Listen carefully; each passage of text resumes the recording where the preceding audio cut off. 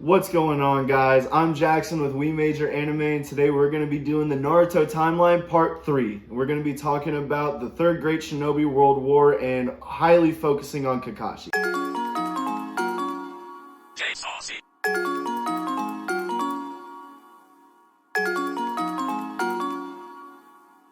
At the very beginning of the war, the Ame orphans decided to start the Akatsuki with the intent of protecting smaller villages from larger nations battling on their territory. This leads us to the famous Battle of Kanabi Bridge, where Kakashi, Obito, Rin, and Minato were sent in to destroy a bridge that was sending supplies to the front lines for the Hidden Stone Village. Going into this battle is when Kakashi was promoted to Jonin, so he was put in charge of destroying the bridge along with Rin and Obito, while Minato was sent to the front lines to deal with the Hidden Stone Shinobi. During this time, Minato actually took out 1,000 Hidden Stone Shinobi on his own, while Kakashi, Rin, and Obito were dealing with Hidden Stone Shinobi near the bridge on the back lines. This is also the battle where Kakashi loses his eye, and while trying to protect Kakashi, Obito throws him out of the way of a falling boulder and gets half his body crushed. As his body is crushed, he decides to give his remaining alive, Sharingan to Kakashi as a gift for becoming a Jonin. This is what makes Kakashi known as Kakashi of the Sharingan, Kakashi of the Copy Ninja, so on and so forth. And this is also the battle that made him famous and a hero in the Hidden Leaf Village due to his bravery destroying the bridge. Hey, R.I.P. Obito, but shout out Kakashi for pulling off that mission somehow. That was crazy. We also found out during this time that Madara is actually still alive, and he uses an underground tunnel to go find Obito and save his life by connecting Hashirama's cells to his body. See, Madara for years had been using the Ghetto statue attached to himself to keep himself alive so that he could pass on his Rinnegan to somebody else until he was able to be reincarnated to continue his Eye of the Moon plan.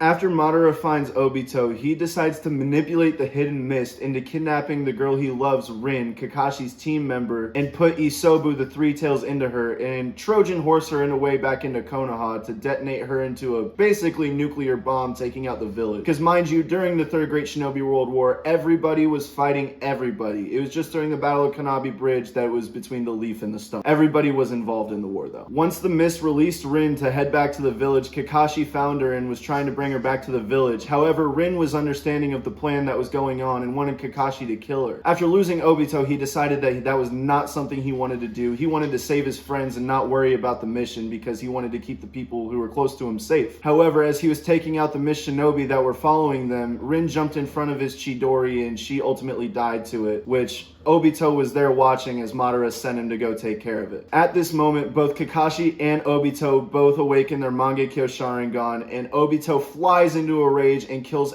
everybody on the battlefield that belongs to the mist as Kakashi escapes. Because of Obito's blind rage, he begins blindly following everything that Madara says and begins to help him enact the Eye of the Moon plan, and also takes over the Akatsuki after Yahiko dies, which I'm about to get into right now. Hanzo the Salamander at the time was the leader of the Hidden Rain, and he had a growing fear that he was going to be overthrown by the Akatsuki because they had so many followers growing trying to keep the village safe. Danzo of the Hidden Leaf used this anxiety that Hanzo had to manipulate him into kidnapping Konan, threatening to kill her if Nagato didn't kill Yahiko, who happened to be the leader of the Akatsuki at the time. Yahiko immediately decides to kill himself by throwing himself onto Nagato's blade. This ultimately makes Nagato freak out, immediately summoning the demonic statue of the Outer Path and using it to wipe out every single person involved. This includes Hidden Leaf Anbu as well as special soldiers from the Hidden Rain, with the exception of Hanzo and Danzo. The pain that Nagato has in his heart due to this loss really twists his ideals around from wanting peace and everyone to be safe to turning the Akatsuki into a group of mercenary soldiers who just track down and kill Jinchuriki and anyone in their way really in order to achieve their goals. This was partially because he was approached by Obito, who tried to manipulate him into following the Eye of the Moon plan as well, which ultimately ended up working out until later down the road when Nagato meets Naruto. After the end of the Third Great Shinobi World War, there were two main heroes for the village of Konoha, this being Minato Namikaze and Fugaku Uchiha. Minato was known for being the fastest shinobi alive with his flying Raijin Jutsu that allowed him to teleport to anywhere at any time if he had it marked, while Fugaku was known as Fugaku of the Wicked Eye because of his Mangekyo Sharingan abilities, which in my opinion is kind of bullshit because we never got to see his Mangekyo Sharingan abilities. I assume he's got Amaterasu,